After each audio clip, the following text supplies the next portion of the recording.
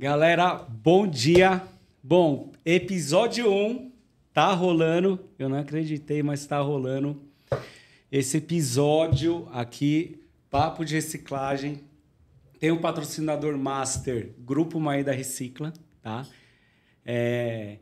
Essa empresa que tá patrocinando esse podcast.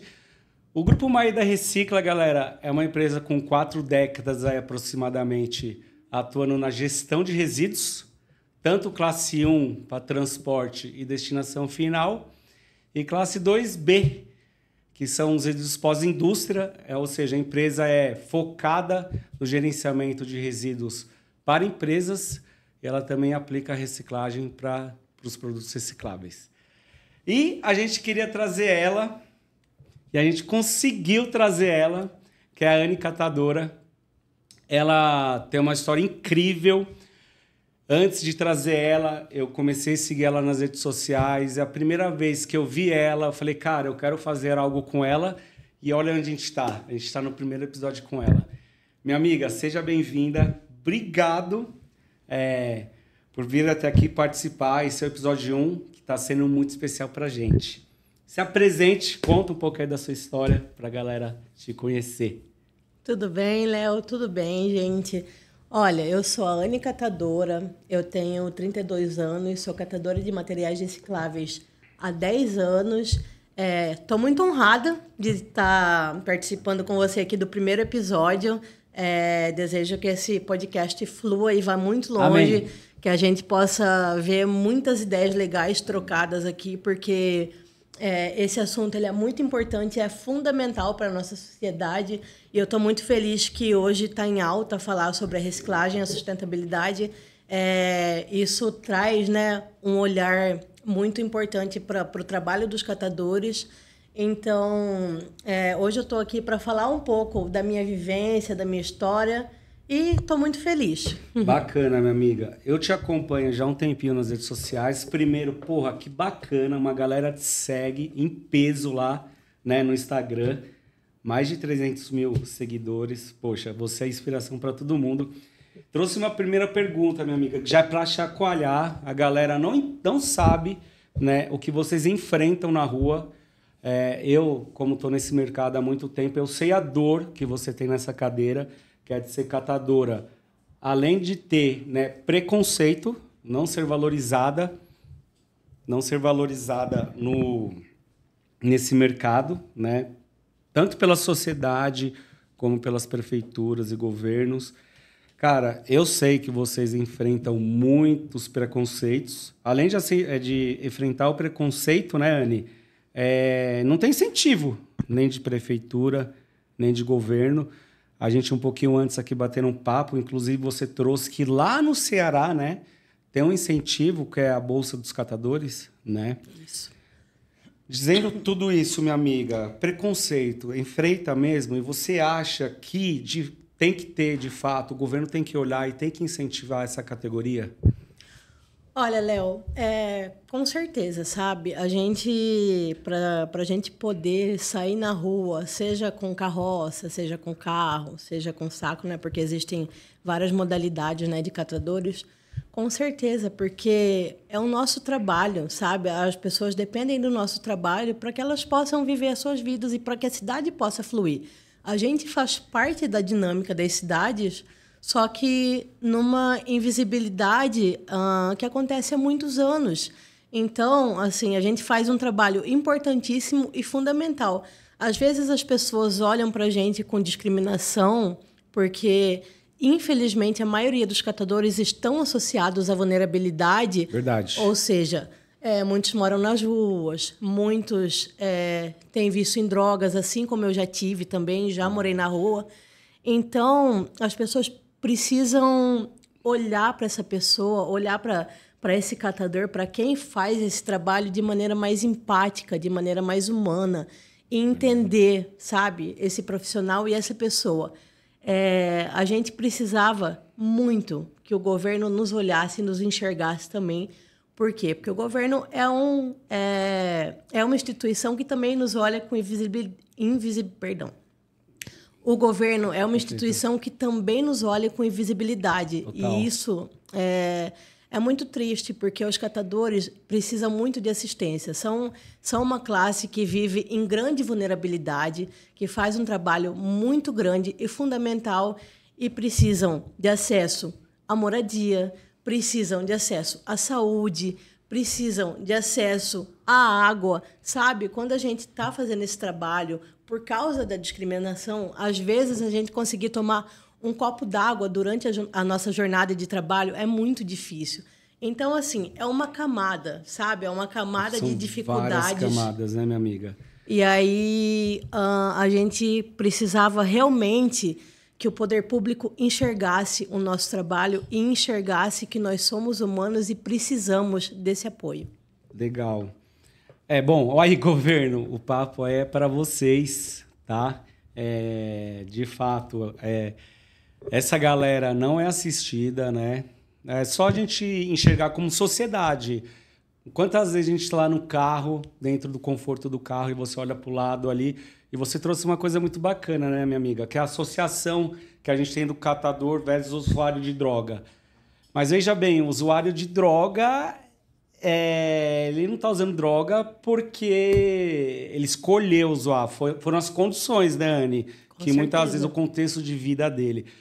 Então fica essa associação de catador versus usuário de droga e tá tudo bem, enfim, mas ele tá ali agora trazendo, né, Anne, o benefício que eu vejo que vocês trazem, o benefício que essa galera traz para o meio ambiente, galera, só para vocês terem uma ideia, aqui no Brasil, né, Anne, vamos colocar aqui em blocos. No Brasil, o produto pós-industrial, ele não é desassistido. Tem empresas especializadas como o Grupo Maida Recicla, que vai lá naquela indústria e faz a coleta ali daquela empresa que gera o resíduo. E o resíduo pós-consumo? O resíduo pós-consumo vem através da coleta seletiva, né? E dos catadores, né, minha amiga?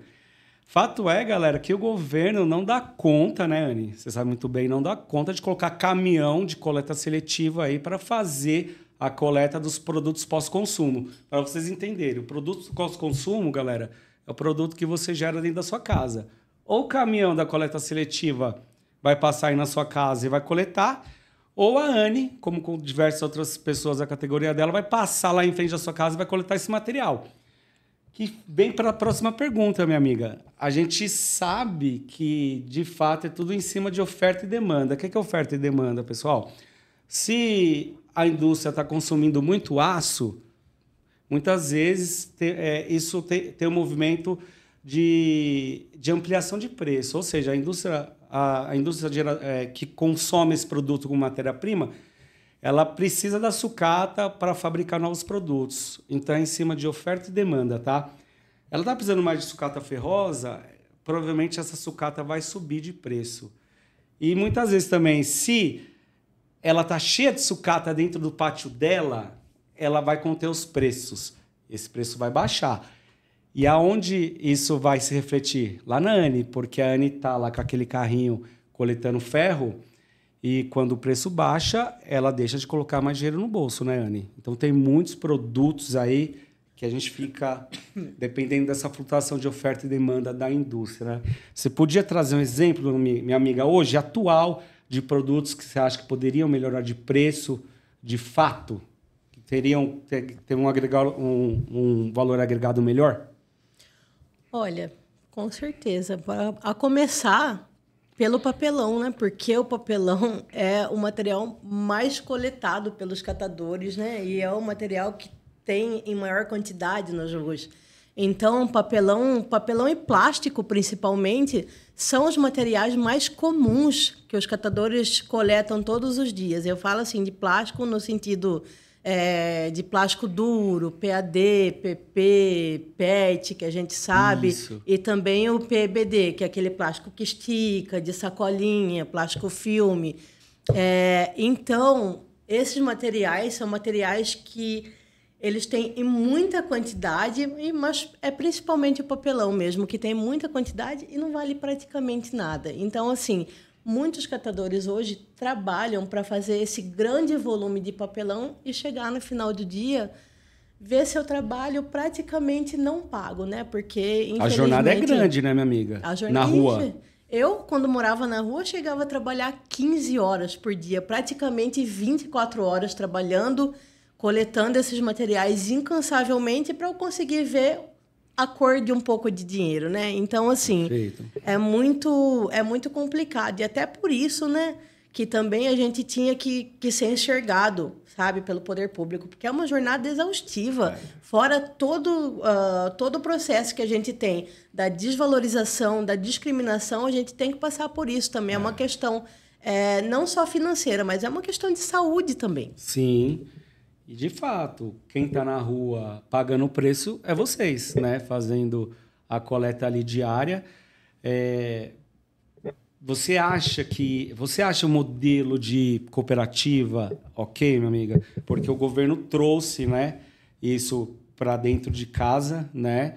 E eu achei até, eu falando como Léo aqui, não como um atuante desse mercado, eu achei bacana, mas eu vi que não conseguiu expandir. Por exemplo, vamos trazer São Paulo como exemplo. Tem N cooperativas aí atuantes, mas não são todas elas que recebem o caminhão da coleta de lixo ali. Você acha esse modelo bacana?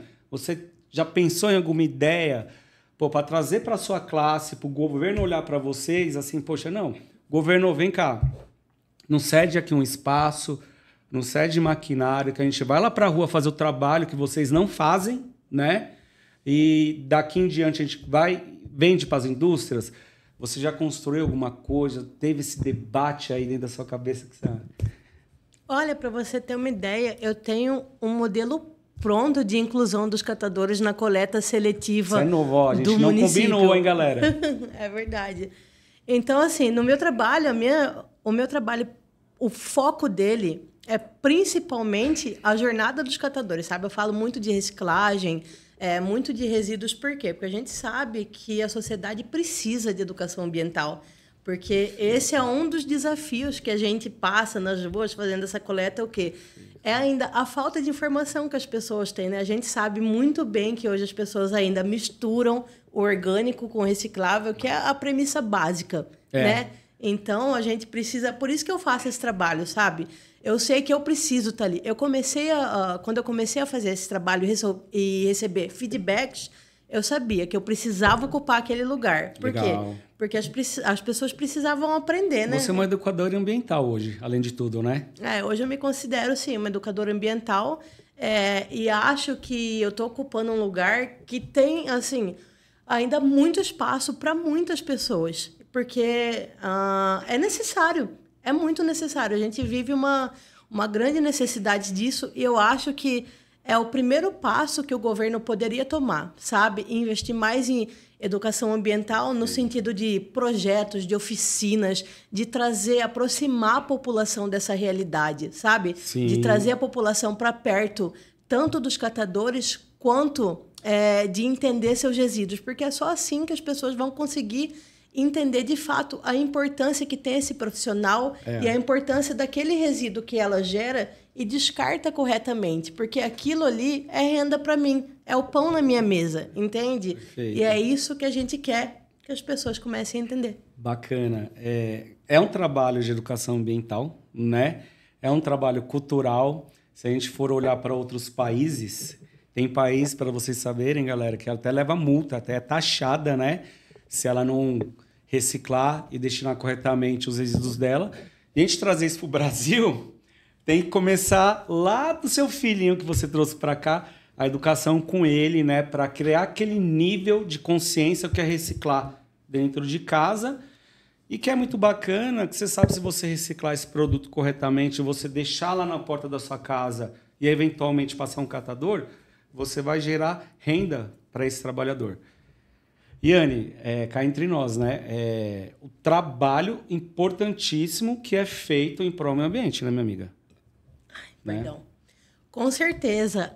As pessoas não têm a dimensão de que o trabalho dos catadores não é só ir ali e coletar aquele material. A gente coletando aquele material, não é só a Anne que está ali, são diversos catadores em vários locais da cidade, ao mesmo tempo que estão fazendo esse trabalho e permitindo que a cidade flua, porque a gente sabe, você principalmente, que é um cara que está nesse mercado sabe quanto que é gerado de resíduo e sabe que se não tivessem catadores também, a cidade não andava. Não. A gente viveria mergulhado num mar de lixo, correto? Concorda comigo?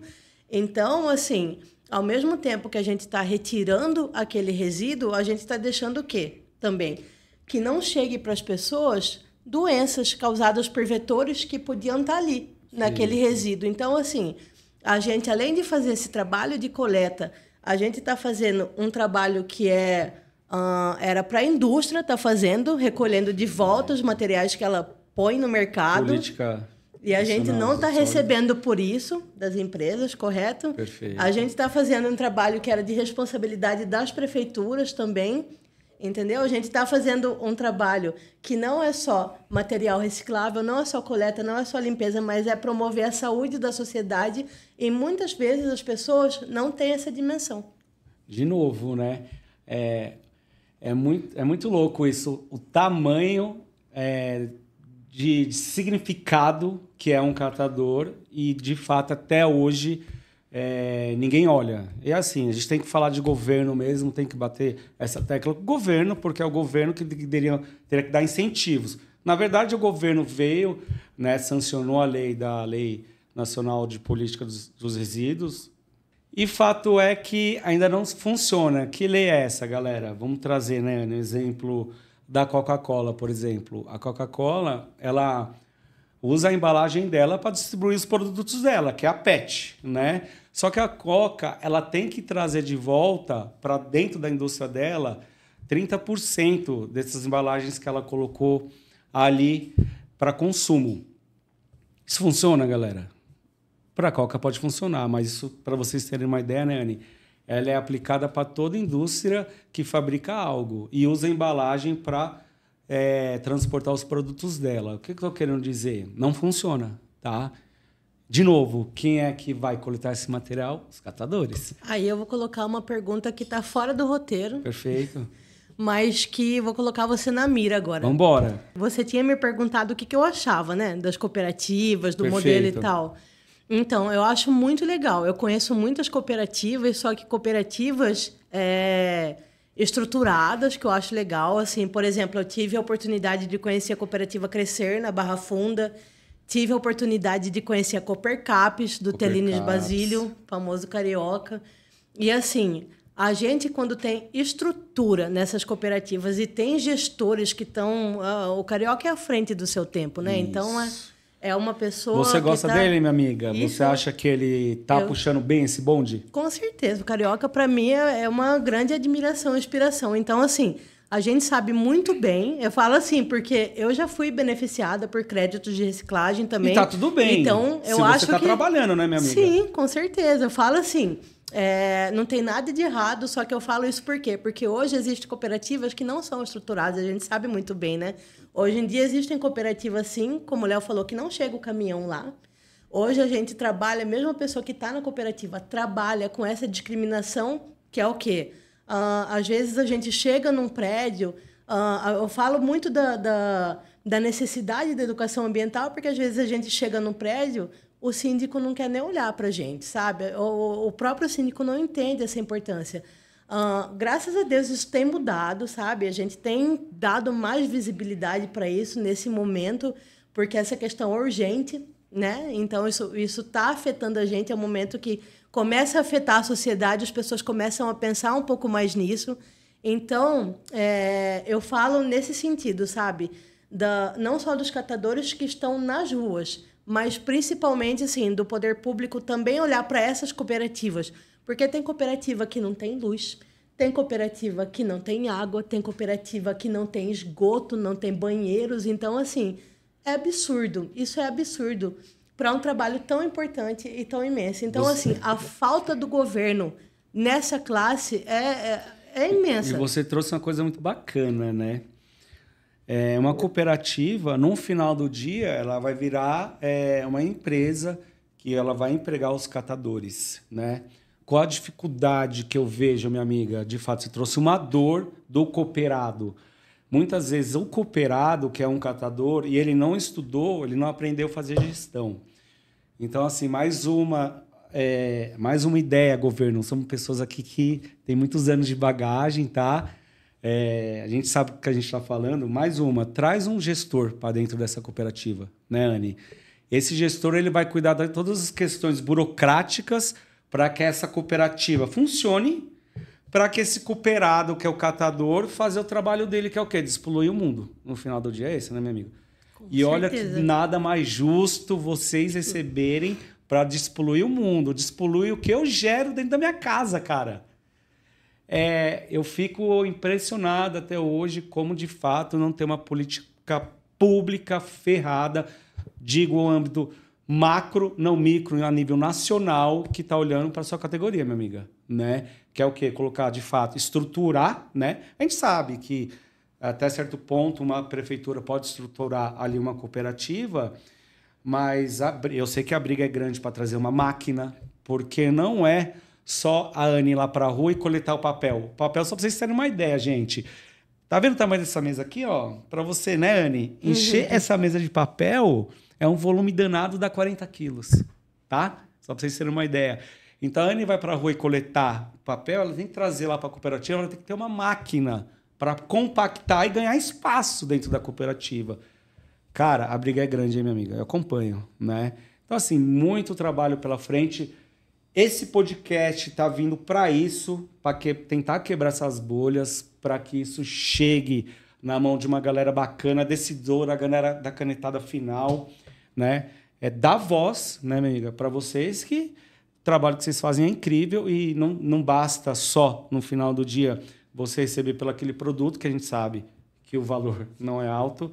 No mínimo, você tem que ter um incentivo ali de salário, auxílio moradia, o que for, né, Anny?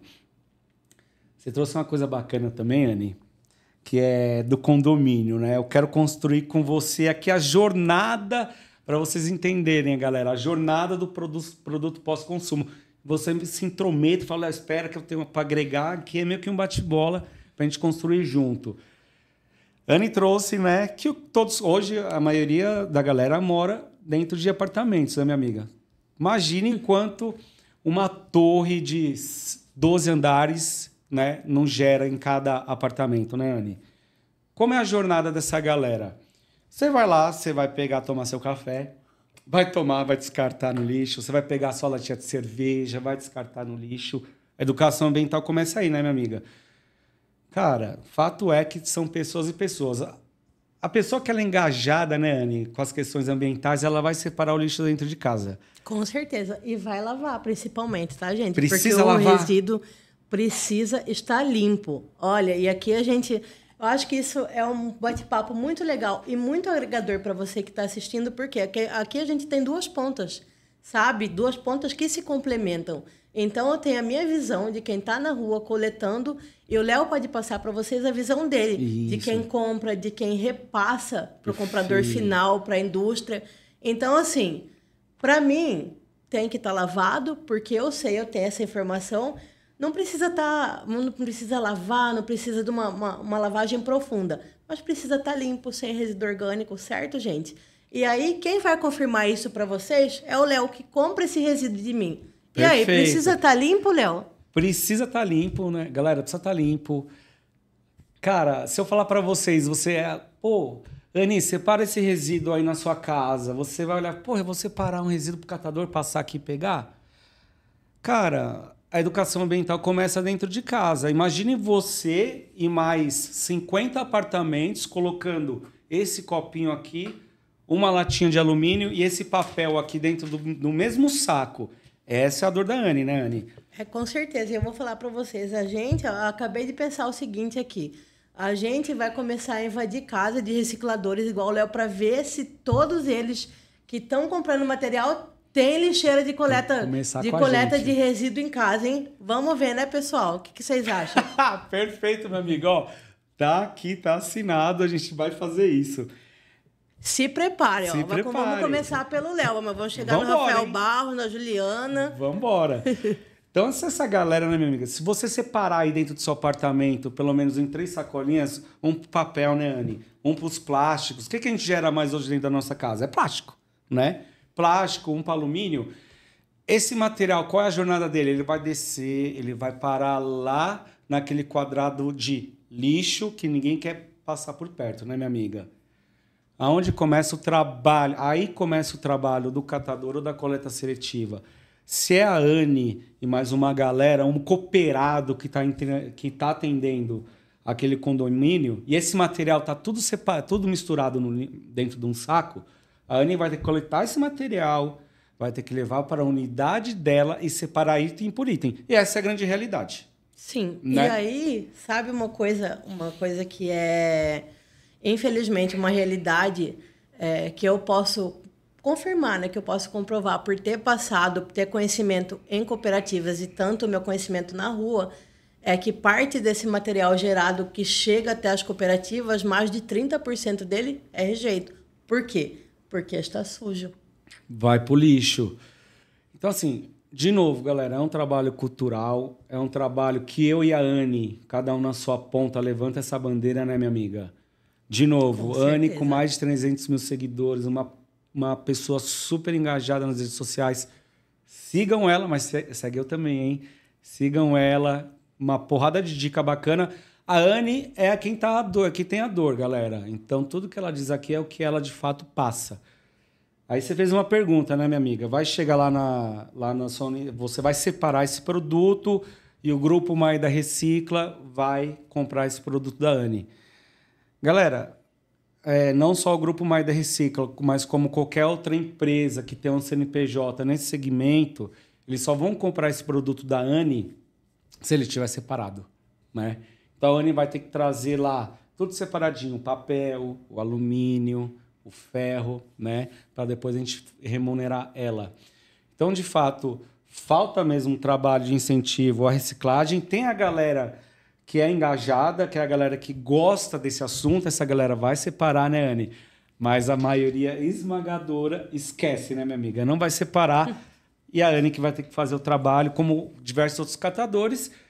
Isso leva tempo. Produtos que poderiam ser reciclados vão acabar em aterros. O que vai ser o aterro? Ele se perdeu ali, tá? Né, Anne? Ele se perdeu. Deixou de gerar renda, né? Porque o famoso dinheiro enterrado, né, Léo? Dinheiro enterrado a gente não pode trazer, que é uma coisa que a gente não explorou ainda, né, minha amiga? É uma parada que traz renda, né? Para você e para a sociedade, para o meio ambiente, né, minha amiga? É dinheiro indo pro lixo, gente. Literalmente. É dinheiro indo pro lixo.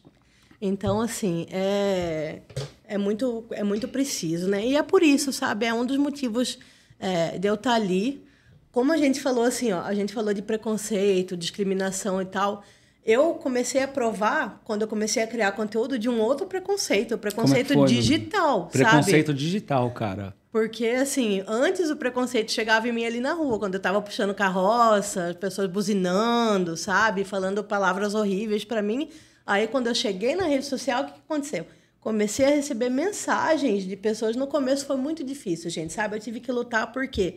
Porque tem uma coisa que é o nosso conhecimento. O conhecimento que a gente adquire ali na rua, ele é técnico, tá? Embora os catadores, a maioria deles, não tenha tido possibilidade de estudar, a sua realidade não tenha permitido isso, a gente vai para a rua, para a gente fazer esse trabalho, a gente tem que ter um conhecimento técnico, a gente precisa conhecer os resíduos, saber o que é reciclável, o que não é, saber diferenciar os resíduos, porque tem muitos resíduos, por exemplo, metais, plásticos, que são fáceis de confundir. Então, a gente adquire essas habilidades e quando eu cheguei na rede social para falar sobre isso, existia muito pouca informação na internet, então as pessoas buscavam um ou outro site. E aí, o que aconteceu? Eu chegava lá, gente, a gente precisa higienizar o material, ensinava as pessoas, aí vinha alguém e falava assim, mas eu li naquele site que não precisa. Então, isso é o quê? A pura e antiga discriminação. Por quê? As pessoas queriam questionar o meu conhecimento. Por quê? Porque eu era uma catadora. Quem que era uma catadora? Catadora não tem voz, né, minha amiga? Uma mulher que estava na rua, trabalhando, que eu sabe de lá, de onde saiu, e estava ali na internet querendo me ensinar como que eu devo separar o meu resíduo.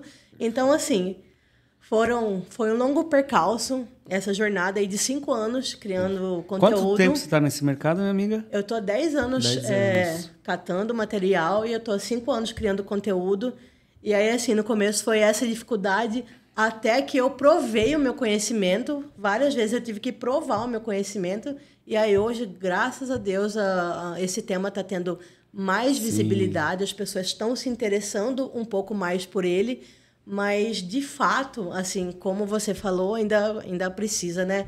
Muito dessa atenção. E aí eu continuo a fazer esse trabalho, mesmo depois de passar tudo isso, porque o meu prazer é quando alguém vem e me manda uma mensagem e fala: nossa, Anne, lá em casa a gente não separava, lá em casa a gente não fazia. A partir do momento que eu conheci o seu trabalho e entendi a importância disso, hoje a gente separa, hoje a gente mudou a nossa vivência, a nossa estrutura, a nossa rotina dentro de casa, porque a gente conheceu suas dicas. E isso me deixa muito feliz. Bacana, você é uma educadora, você conseguiu o seu papel, conseguiu mostrar e mostrar que é sério, né, minha amiga?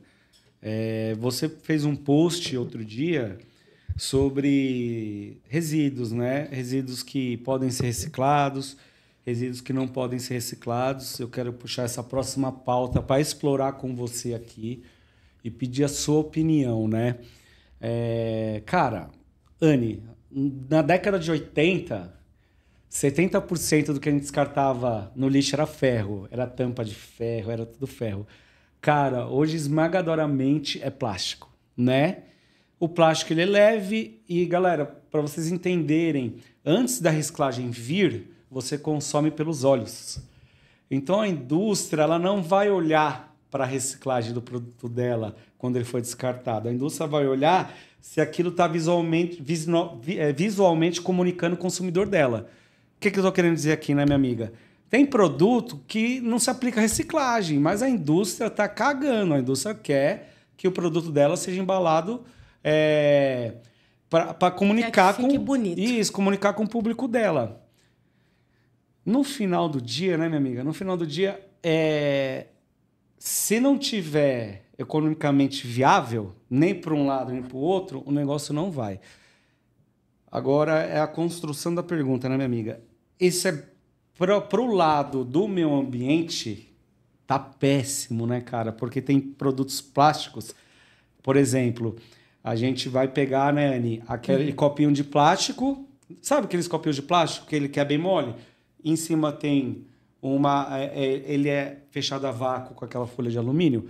O famoso copinho de água do ônibus. Isso, ali já implica. Aqui a gente está falando da nossa dor, tá, galera? A indústria tem a dor dela, né, Anne?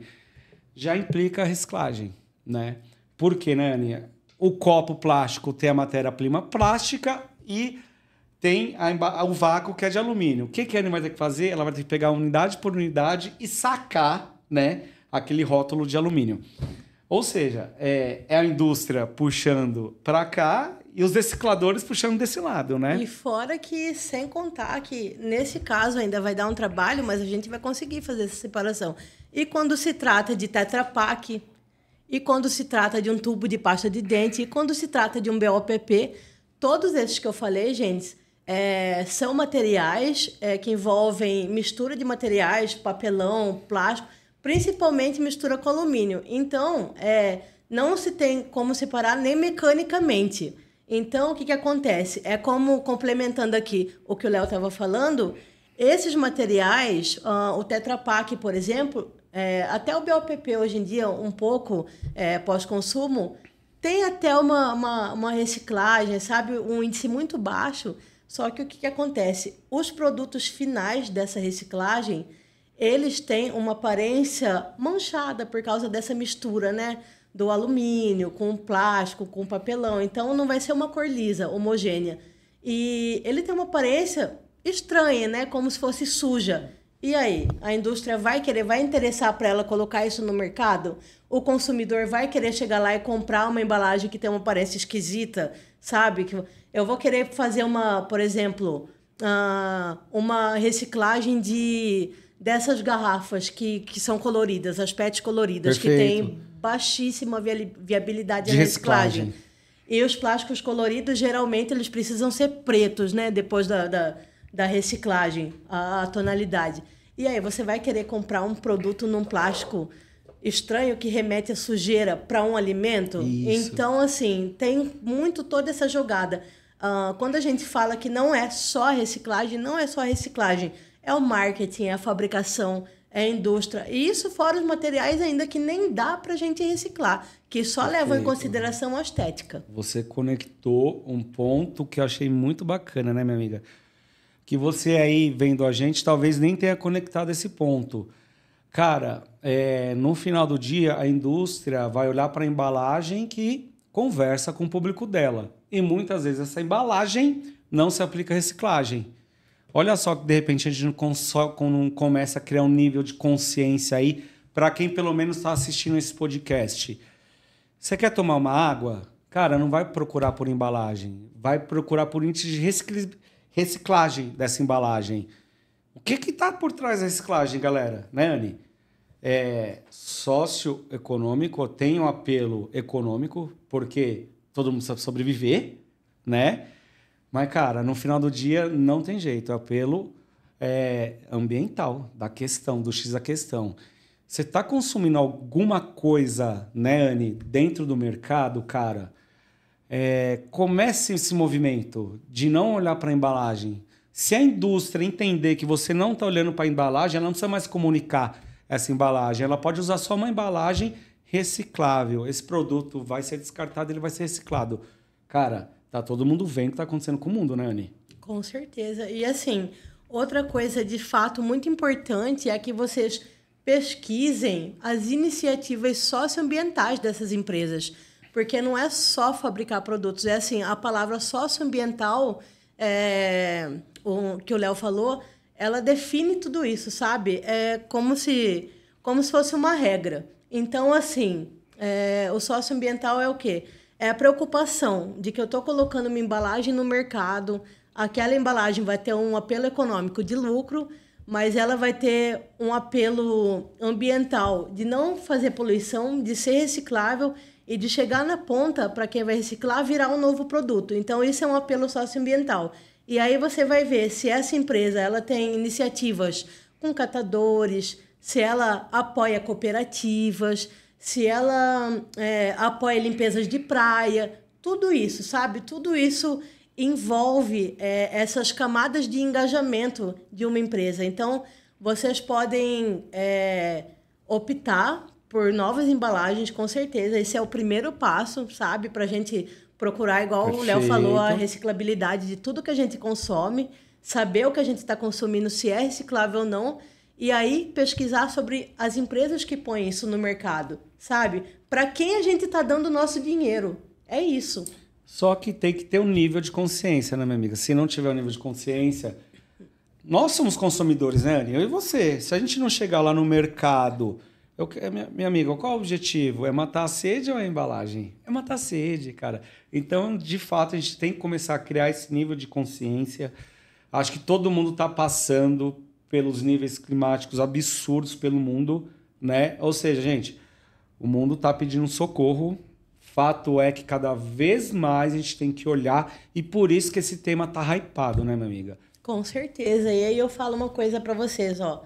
Uma embalagem que eu cito demais como exemplo, que aqui é uma dor tanto para mim, agora eu vou provar para vocês, que é uma dor para quem é comprador também, é a nossa famosa Pet Leite. Pet Leite. Perfeito. Como que você tem se estruturado, tem conseguido sair na sua empresa?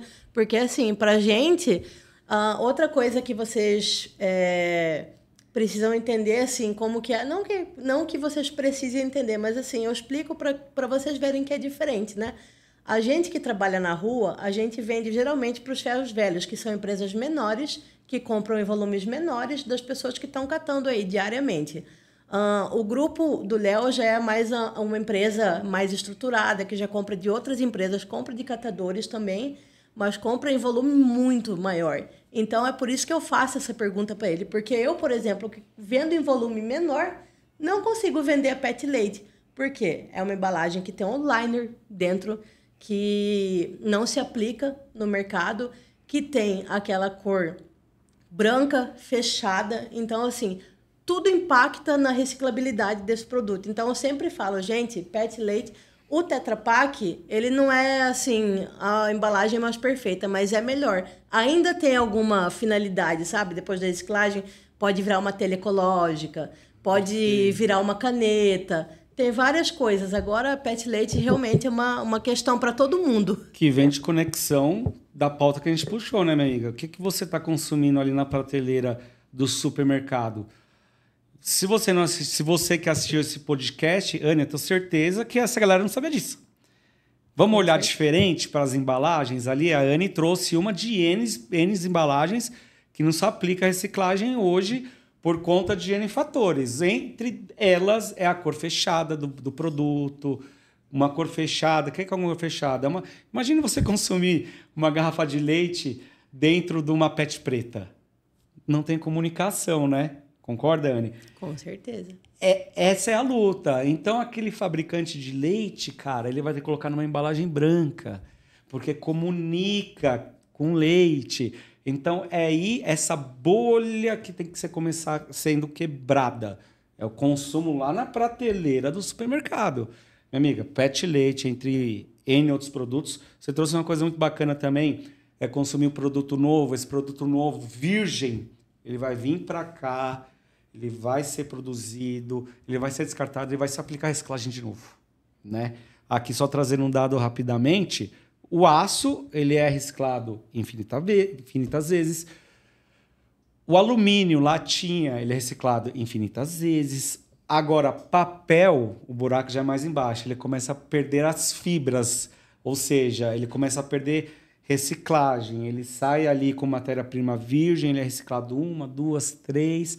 Na quarta, ele já vai perdendo fibras, ele já vai ter que ser descartado. Já vai para um aterro, não vai se aplicar. Agora, o plástico ferrou, né? O plástico, quando chega em 2 vezes, né, é muita coisa. Já é muita coisa, né, minha amiguinha? E a gente trouxe aqui, né, é o que a gente mais usa dentro da nossa casa hoje, né? Então, assim, galera, isso aqui é para você ver o que eu e a Anne luta, né, Anne? A gente luta diariamente com esse contexto, e aí aqui cada um com as suas dores, né, minha amiga? Com certeza. Eu falo assim, a gente fala muito de plástico, porque a indústria usa muito o plástico, porque ele tem muitas aplicações, existem muitos plásticos diferentes, então, assim, existem muitas possibilidades de embalagens, assim como o Léo falou, mas o que acontece? A gente sabe, né, que o plástico está aí, a gente vai passar e o plástico vai continuar. Vai passar a gente, vai passar nossos filhos, filhos dos nossos filhos, e o plástico vai continuar aí. Então, a gente fala no sentido de que, além de existir, a gente já não tem. Hoje em dia, a gente já não tem capacidade de reciclar todo o plástico que está no mundo, para começar. E aí, a gente vem sendo impactado diariamente, por quê? Por estudos, diariamente falando que a gente está infectado. Cada dia a gente descobre que um órgão diferente nosso está infectado por microplástico. A gente já foi encontrado estudo. Microplástico no cérebro, microplástico no coração, microplástico no sangue. Então, isso... A gente, hoje em dia, eu falo assim, que nós somos de plástico, já somos seres de plástico. Perfeito. Então, quando a gente pensa nisso no sentido de saúde, você pensa assim, enquanto tiver plástico nessa quantidade... Pensa nas próximas gerações, se a gente não tiver consciência. Pensa na saúde. Será que... Eu falo em questão assim, até quando a gente vai existir ainda? E o plástico não vai engolir a gente. O plástico, acho que é um novo problema do mundo. Ele vem para resolver um problema que é da indústria, para usar como embalagem. Mas do lado de cá, que somos nós aqui, a Anne...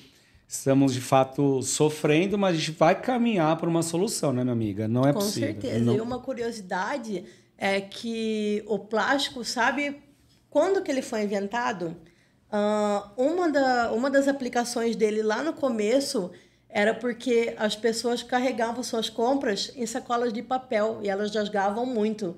E aí foi inventada a sacolinha plástica, para que essa sacolinha ela fosse reutilizada toda vez que você voltasse no mercado, comprasse suas coisas, e aí você reutilizava e guardava aquela sacolinha. Só que o que aconteceu? As sacolinhas começaram, né? Começaram a se espalhar, as pessoas viram que ela podia ser útil para outras coisas, e aí as sacolinhas começaram a dominar o mundo. E aquele conflito, né? O vilão é o plástico? O vilão é a indústria, quem é o vilão nessa história? É o plástico ou a indústria, gente? O reciclador que não é. O reciclador ele está ali para gerar renda, né? Economicamente gerar renda e trazer isso para o mercado para ele ser reciclado de novo. Então, esse papo de sacolinha, nossa, quantas vezes já não viu? Sai sacolinha do mercado, tira sacolinha do mercado, sai sacolinha do mercado. Quem é o vilão? Cara... E, curiosamente, a sacolinha é um dos materiais que tem um valor agregado, um dos maiores dos materiais que a gente coleta diariamente. Perfeito. Então, ele foi comprovadamente que ele economicamente ele é viável para reciclagem. O que falta, de fato, é a educação ambiental da pessoa física dentro da casa dela, gente. Então, a gente fica nessa briga. E vamos falar mais uma coisa, minha amiga. Essa sacolinha plástica, que não é defendendo a sacolinha plástica, é vendo a dor de fato da sacolinha plástica. O fato é que ele emprega milhares de pessoas, não só no Brasil, mas no mundo, né? Nas questões de reciclagem. Mas, infelizmente, muitas vezes ele vai parar ali dentro de bueiro, dentro de um rio, porque ele se perdeu. Ele não foi coletado nem pela ANE, nem pela coleta seletiva, gente. Então, o buraco é bem mais embaixo. E aí, o que acontece quando... não só esse plástico, mas qualquer resíduo é descartado incorretamente, a gente liga a televisão e o que a gente vê todos os dias aqui em São Paulo? Enchente de todo lado. Perfeito. Muitas vezes as pessoas não associam, mas o que acontece?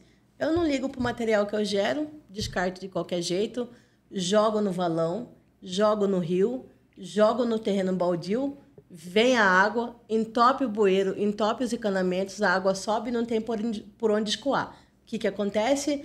Enchentes que prejudicam, infelizmente, na maioria das vezes, as pessoas em situação de vulnerabilidade. Infelizmente. Por quê? Você não vê enchentes acontecendo em bairros de alta classe, alto padrão.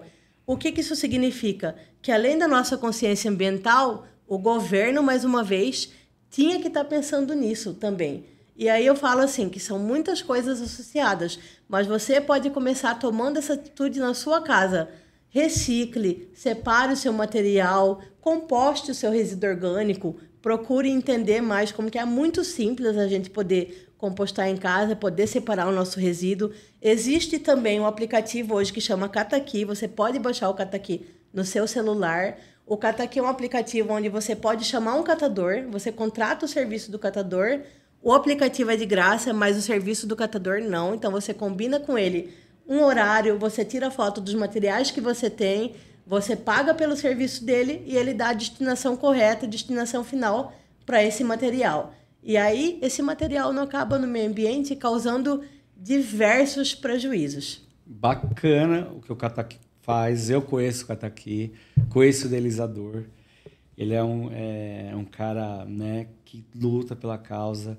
Então, você vê, gente, já tem movimentos, né, Anne? Ainda bem, mas muito, muito pequeno perto do que, de fato, cada morador aí produz como produto reciclável. Eu vou trazer uns dados aqui, minha amiga, para a gente começar e ir para o final, que o final eu quero trazer uma coisa que não tem nada a ver com o nosso assunto, que é sobre os movimentos das suas redes sociais. Eu acho muito bacana, você me inspira, de verdade.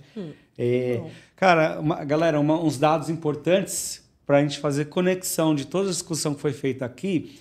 A lata de alumínio, Brasil, é número 1 de reciclagem. Então, assim, ele entrou dentro da cultura do brasileiro. Não importa se é classe A, classe B, C ou D, todo mundo vai separar a latinha ali do churrasco. Ou essa pessoa vai deixar na porta para um catador coletar, ou ela mesmo vai lá no primeiro captador, que é aquele depósito de ferro velho pequeno, vai vender. Então, entendeu a complexidade, galera? Para ser viável a reciclagem, não tem como não olhar para as questões econômicas. Se não se aplicar questões econômicas, o catador vai deixar esse produto na rua. A jornada da Anne vai começar às 8 horas da manhã e vai terminar às 5 da tarde. E uma coisa muito interessante sobre isso que você disse é o quê? Uma das coisas que as pessoas mais têm uma falta de informação e uma discriminação com os catadores é o quê? Muitos catadores ouvem diariamente, que é o quê? Se você for levar, leva tudo. Por quê que a maioria dos catadores não leva tudo? Porque, assim como o Léo disse, às vezes você descarta muitos materiais que não têm valor. Por exemplo, aquela bandeja transparente de fruta. de PET, de PS, são materiais que têm uma viabilidade muito pequena para reciclagem. E, na maioria das vezes, esses materiais, mesmo que grandes empresas ainda consigam a reciclagem dele, assim como a empresa do Léo, muitos ferros velhos não fazem, porque não compensa para eles tanto quantidade quanto leveza do produto, então trabalham mais com os produtos que são padronizados. E aí eu falo para você, você vai lá, descarta esse material, e aí eu vou lá, olho e separo, porque assim como a gente falou antes, o primeiro trabalho do catador é fazer essa triagem, né? A gente tria, vê o que é bom para nós e o que não é, a gente deixa ali. A gente sabe que em qualquer profissão tem bons e maus profissionais. Infelizmente, tem aquela pessoa que vai deixar tudo uma bagunça e, felizmente, tem pessoas assim como eu que se importam, que deixam tudo arrumadinho ali.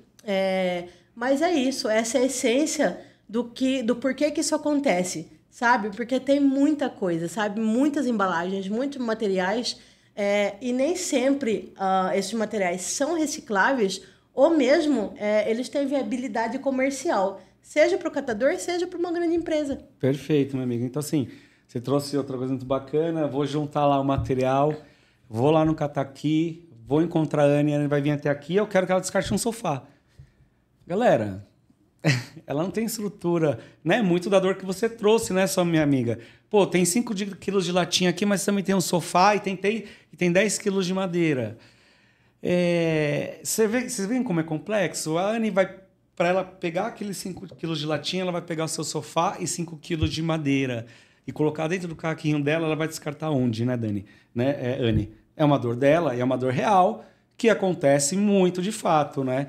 Você vai até na casa de alguma pessoa e a pessoa quer que você descarte qualquer tipo de produto e tem produto que não se aplica a reciclagem, a Anne vai jogar no rio. Ela vai fazer o quê, minha gente? Então, assim, você vê que tem governo, é uma camada de um monte de gente aí para que esse ciclo feche, cara. Então, assim, né, Anne? Não acaba só em você, né? Com certeza. Minha amiga, vamos encaminhando aqui pro final. Eu adorei, eu estava nervoso, não fiquei. Você me deixou calmo, obrigado. Sério, obrigado. Você é uma pessoa que eu nem trouxe para a pauta, mas que é inspiração pela sua história, né? Você já foi usuária de drogas, você veio para cá com uma mão na frente e outra atrás. Conheceu o seu marido, eu li lá, achei mó bacana, você jogou ele na parede, deu um beijo nele, quebrou, né? Aquela tensão, vocês estão aí até hoje. Muito bacana. Sem inspiração, cara. Pra todo mundo. Fica a dica, hein? 10 anos juntos já, ó. Se você quiser aquele crush, só jogar na parede. É isso, cara. Garantido. Cara, você é inspiração, porra, pra uma pessoa que tá ali desgostosa da vida, pô, eu posso sair, eu posso ter um emprego, enfim. E você começou um movimento muito bacana nas redes sociais, eu te sigo ali, curto, comento, tudo mais. O que você tá achando dessa vida de influencer, minha amiga? Bacana? É um novo produto que você tá trazendo? Como é que tá essa jornada agora, nesse novo momento, que a galera te segue com força, né? Pois é, acho que assim, eu comecei sem pretensão nenhuma, na verdade. Eu comecei muito pensando mesmo. Quando eu comecei, na verdade, eu comecei na pandemia. Era 2020, auge da pandemia. E o que me levou a criar conteúdo foi sair nas ruas todos os dias. Eu morava nessa época na favela do Zaquinache, morava num barraco de madeira lá, e saía com meu esposo. E nesse momento eu via que não tinha resíduo, não tinha lixo na rua, não tinha o que a gente ia reciclar. E a gente ia fazer o quê?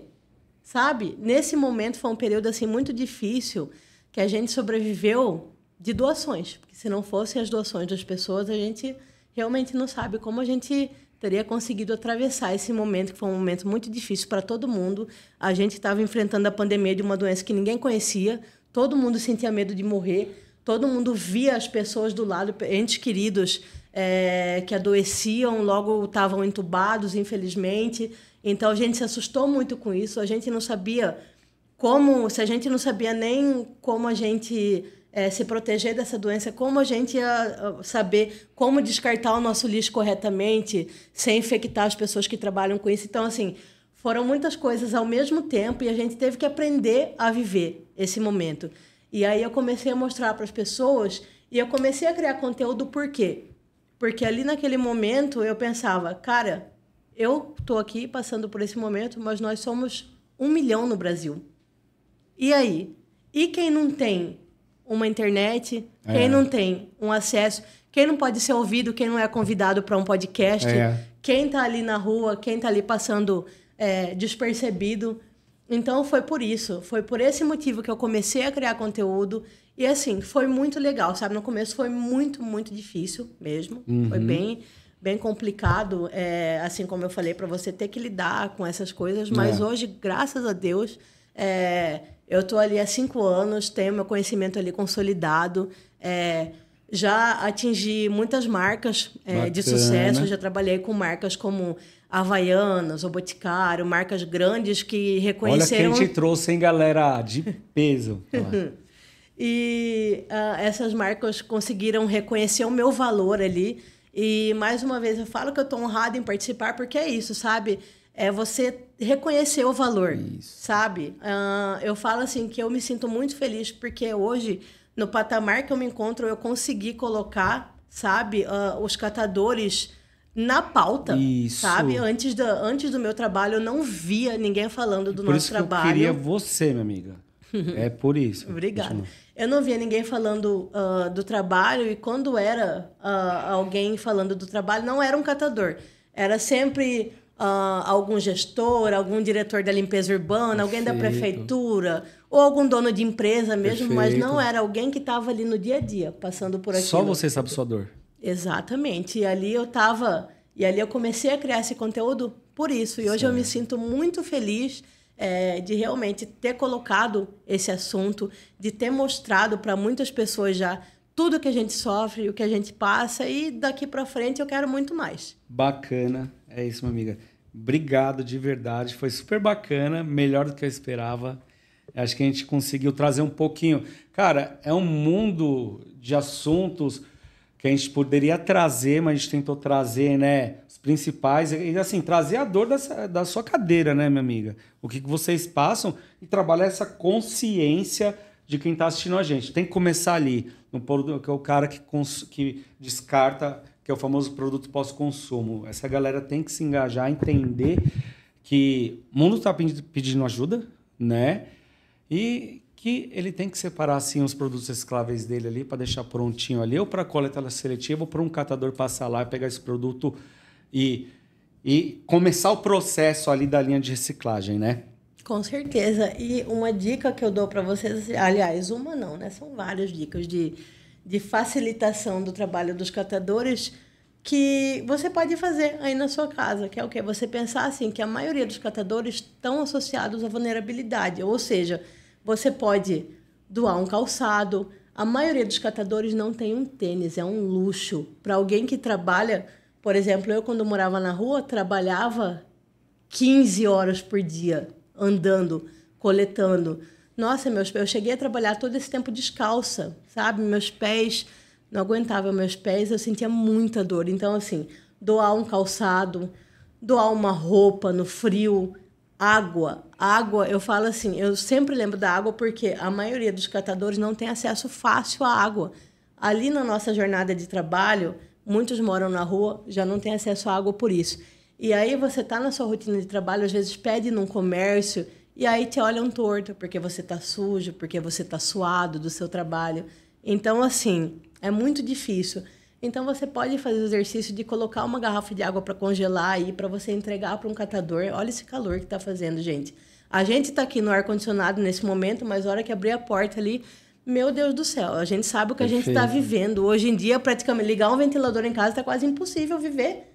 Então, assim, são coisinhas que a gente pode fazer diariamente, que vão facilitar o trabalho dessas pessoas, desses profissionais, já que, infelizmente, o governo não olha para nós, a gente depende de vocês, para que a gente possa realizar isso. A Anne é a voz dos catadores, tá, galera? Poxa, ela trouxe as dores dela, por isso que eu tive muitas pessoas para trazer antes dela. Eu falei, não, eu quero trazer a Anne, porque eu estou muito próximo, né, Anne, de vocês, eu estou muito próximo. Eu falei, tem que dar voz, né, minha amiga? Então você foi para trazer voz Muito bacana o trabalho que você fez, que você faz. As suas redes sociais, minha amiga, comunica isso às vezes para a galera seguir. Quem se engaja com o assunto, quer começar a seguir ela. Ela está compartilhando coisas incríveis. Qual é o seu arroba, minha amiga, lá na... @Anne Catadora. A2NZ Catadora, tudo junto. E sigam o Léo também. Isso. E o Grupo Maeda. Porque, de um lado, vocês vão entender como é o trabalho do catador, o nosso dia a dia, a nossa rotina. E do lado de lá, vocês entendem a jornada desse resíduo, quando ele sai de mim e vai para a empresa. Qual que é a jornada dele até a indústria. Ela fez o meu peixe sem eu pedir, hein? E se deu bem. Eu é Léo Maeda, tá, gente? Me segue lá. Lá é tudo sobre reciclagem. Sou influencer igual a Anne. Minha amiga, obrigado. Que é isso. Obrigada a você. Eu estou muito honrada mais uma vez, Léo, de estar participando aqui com você, de abrir e a gente tá, ao invés de estar fechando, a gente está abrindo com chave de ouro. Total. Porque esse papo, para mim, assim, é sempre muito importante colocar em pauta o trabalho dos catadores, a reciclagem, os resíduos. E estou aqui e desejo que esse podcast tenha anos e anos. Amém, minha amiga. Obrigado. Valeu, galera. Tchau, tchau, gente. Muito obrigada.